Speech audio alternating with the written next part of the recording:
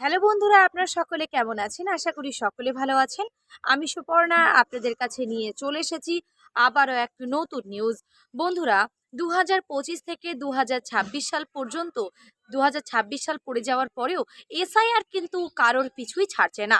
কারণ এসআইআর কিন্তু এই মুহূর্তে দাঁড়িয়েও অনেকের শুনানির ডেট রয়েছে।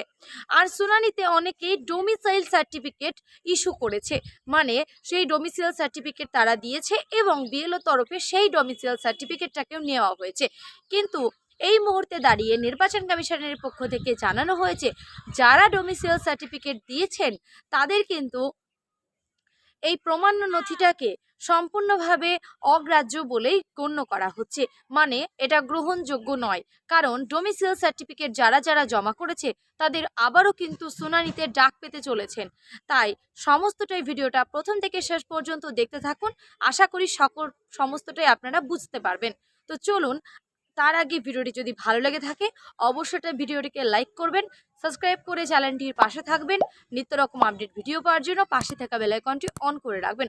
তো চলুন প্রথম থেকে শেষ পর্যন্ত আপনাদের জানিয়ে দিই যে নির্বাচন কমিশনের পক্ষ থেকে নয়া নির্দেশিকা অনুযায়ী কি বলা হয়েছে। গ্রহণযোগ্য হবে না ডোমিসাইল সার্টিফিকেট। শুনানির মাঝেই তুঘলকি সিদ্ধান্ত নির্বাচন কমিশনের। এসআইয়ের শুনানিতে ডাক পাওয়ার পর প্রমাণপত্র হিসেবে ডোমিসাইল সার্টিফিকেট জমা দিয়েছে বহু ভোটার। সেই সব শংসাপত্র আর প্রমাণ্য নথি বলে গ্রহণযোগ্য হবে না। কমিশন সূত্রে এমনটাই খবর। আর শুনানি চলার মাঝে নির্বাচন কমিশনের এমন তুঘলকি সিদ্ধান্তর বিপাকে পড়তে চলেছে লক্ষাধিক ভোটার। খসড়া ভোটার তালিকায় প্রকাশের পর ২০০২ সালের ভোটার তালিকায় দেখুন, এখানে আরও বলা হয়েছে যে নিজের বা আত্মীয়ের নাম না থাকা নো ম্যাপ ভোটারের শুনানির নোটিশ পাঠিয়েছিল কমিশন। বলা হয়েছিল কমিশনের নির্ধারিত ১৩টি নথির মধ্যে যে কোনো একটি নথি দিয়ে নিজেকে ভারতীয় ভোটার হিসেবে প্রমাণ করতে হবে।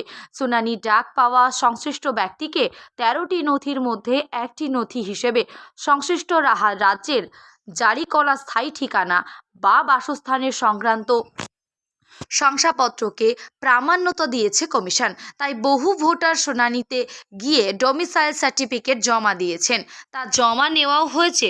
প্রথমে কমিশন জানিয়েছিল এই সমস্ত সার্টিফিকেট গ্রহণযোগ্য কিনা তা যাচাই করবেন জেলা শাসক বা ডিওরা এবং এমনকি এই সার্টিফিকেটের কোনো আধিকারিকের স্তরের ইস্যু করা হয় তা জানতে রাজ্যকে চিঠি লিখেছিল মুখ্য নির্বাচনী আধিকারিকের দপ্তর। সেই চিঠির জবাবে রাজ্য জানিয়েছিল ১৯৯৯ সাল পর্যন্ত ডোমিসাইল সার্টিফিকেট ইস্যু করার ক্ষমতা দেওয়া হয়েছিল জেলা শাসকদের হাতে। তারপর এই শংসাপত্র ইস্যু করেন এডিএম অর্থাৎ অতিরিক্ত জেলা শাসক এবং মহকুমা শাসক বা এসডিও। ঘটনাচক্রে এসডিওরাও এসআইআরের পর্বে ইআরওদের দায়িত্ব পালন করছেন।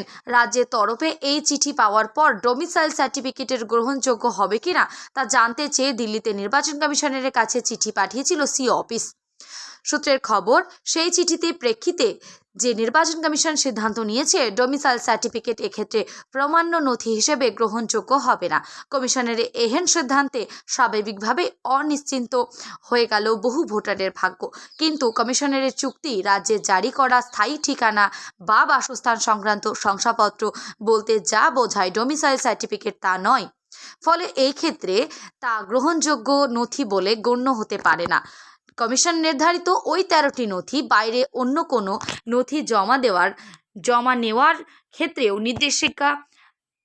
নিষেধাজ্ঞা জারি হতে পারে বলেই খবর। যারা শুনানিতে গিয়ে ইতিমধ্যেই ডোমিসাইল সার্টিফিকেট জমা দিয়েছেন তাদের ফের শুনানির জন্য ডেকে পাঠানো হতে পারে বলেই জানা যাচ্ছে।